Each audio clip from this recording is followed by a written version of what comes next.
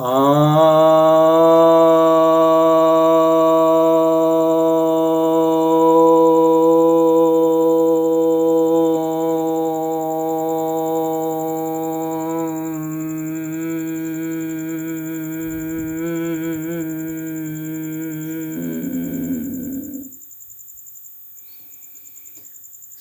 भक्तजनों को सप्रेम नमन। भक्तों, आज आपके समक्ष श्रीमद् भगवद गीता के 18वें अध्याय के 6ठे श्लोक की व्याख्या करने जा रहा हूँ।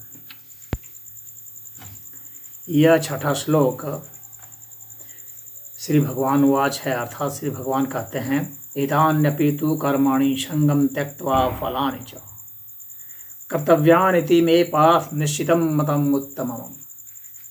हे पार्थ, मेरा यह निश्चित और उत्तम मत है कि इन सब कर्मों के संगपन को त्यागने से और फल को त्यागने से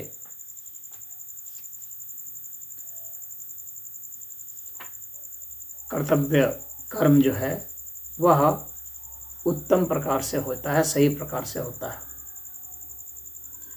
तो यहाँ पर कहा जा रहा है कि ये सब जो कर्म है, ये सब एतान्यपि, तो यहाँ ये सब कर्म कौन कौन?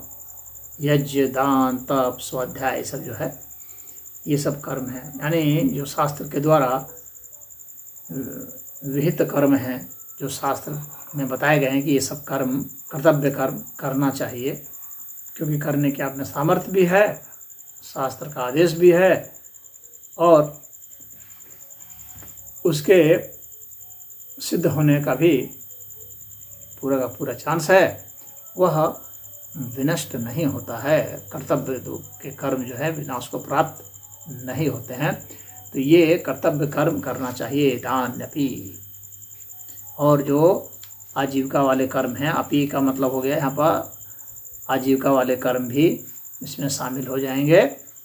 तो सभी कर्मों को, चाहे कर्तव्य कर्म हो, प्रायश्चित कर्म हो, हाँ, चाहे आजीविका के कर्म हो, सभी प्रकार के जो कर्म हैं उनको आपको करना चाहिए। लेकिन कैसे करना चाहिए? उसका संग को त्याग के, आसक्ति को त्याग करके।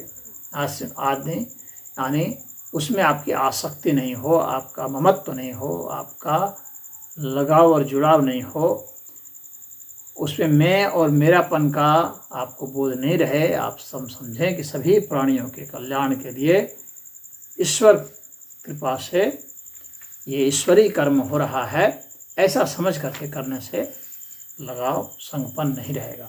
और कह रहे हैं त्यक्त्वा फलानि च, संगम त्यक्त्वा फलानि च, तो संगपन तो त्यागना ही है, उसके फल को भी त्याग देना, यानी कर्म और कर्म फल, इन दोनों को त्याग कर देना है। तो ये श्लोक ऐसा है जिसमें कर्म भी त्यागने के लिए, कर्म और कर्म फल को दोनों को त्यागने के लिए कहा जा रहा है, उनमें आसक्ति को त्यागने के लिए मतलब कहा जा रहा है। और उनका संगपन जो है और उसके फल को, दोनों को जब हम त्याग देते हैं तो उस प्रकार का जो कर्तव्य पथ है तो वह हमारा श्रेष्ठ हो जाता है। और कहते हैं यह उत्तम मत है, और निश्चित रूप से भगवान कहते हैं यह मेरा उत्तम मत है। हे पार्थ, अर्थात हे प्रथापुत्र। तो यहाँ पर स्पष्ट कहा गया है कि संगपन जो है ना, वही जो है समस्या है, उसी कारण हम बार बार जन्म और मरण के चक्कर में पड़ते हैं, उसी कारण हम दुख झेलते हैं, उसी कारण तमाम तरह की परेशानियों का जो आज हम सामना करते हैं वह उसी मोह ममता के कारण है, उसी आसक्ति के कारण है। उस आसक्ति को त्याग करके अनासक्त हो जाना, यही भगवान बता रहे हैं कि यही कर्तव्य पथ है। और जो इसको नहीं करता है तो फिर वह जन्म मरण के चक्कर में पड़ जाता है। ऐसे कारणम गुण संगोस्य सद सद योनि जन्मसु। भगवान कहते हैं कि सद या सत कोई भी जो हम योनि में जन्मते हैं तो उसका कारण क्या है? गुण ही कारण है, गुण संगोस्य। तो गुणों के कारण ही ऐसा होता है। तो कहते हैं इनको त्याग दिया जाए, सदसद योनि जो है इन दोनों से ही हमें छुटकारा मिल जाएगा और सीधे हम मोक्ष को प्राप्त होंगे, परब्रह्म अवस्था को प्राप्त होंगे। यही मानव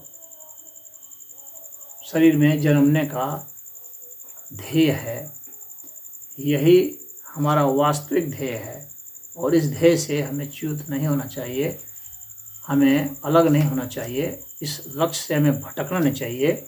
हमें सांसारिक चीज़ों में फंस करके खाली सांसारिक कर्म ही करते जा रहे हैं तो ये व्यर्थ है, क्योंकि यह तो वैसे भी छूट जाएगा, इसका वैसे भी त्याग हो जाएगा। और वास्तव में हम इसमें ममत्व की भावना रखते हैं, अन्यथा इस संसार की चीज़ें क्या हमारी है? नहीं है। हमारे आने से भी पहले संसार में चीज़ें थी और हमारे जाने के बाद भी रहेंगी। तो हम त्याग वास्तव में किसका कर सकते हैं? जो इस संसार की है उसका हम क्या त्याग करेंगे भला? तो संसार की है ही, अपनी तो है नहीं कि हमें त्याग करना है। अगर ये समझदारी हमारे में हो जाए कि ये तो संसार की ही है, हमारे की नहीं है, बस ये समझदारी ही वास्तव में त्याग है। अन्यथा हम त्याग भी भला क्या करेंगे?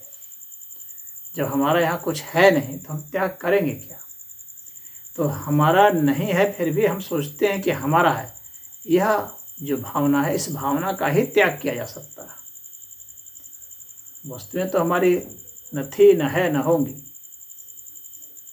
तो मनुष्य इसी भ्रम में रहता है कि ये वस्तुएं मेरी हैं, ये आदमी मेरे हैं, ये परिवार मेरा है। तो ये सब भ्रम है उसका। वो जब नहीं था तब भी थे, वो जब नहीं रहेगा तब भी रहेंगे। तो इस संसार की चीज़ें यहीं की रहेंगी, यहीं की थी। और यहाँ जो वास्तव में ये कर्म भी है वो भी यहीं का है। तो प्रवृत्त के लिए भी कर्म होता है, यानी उनको पाने के लिए भी कर्म होता है, निवृत्त के लिए अर्थात उनके त्याग के लिए भी कर्म होते हैं। और ये कर्म भी यहीं के हैं।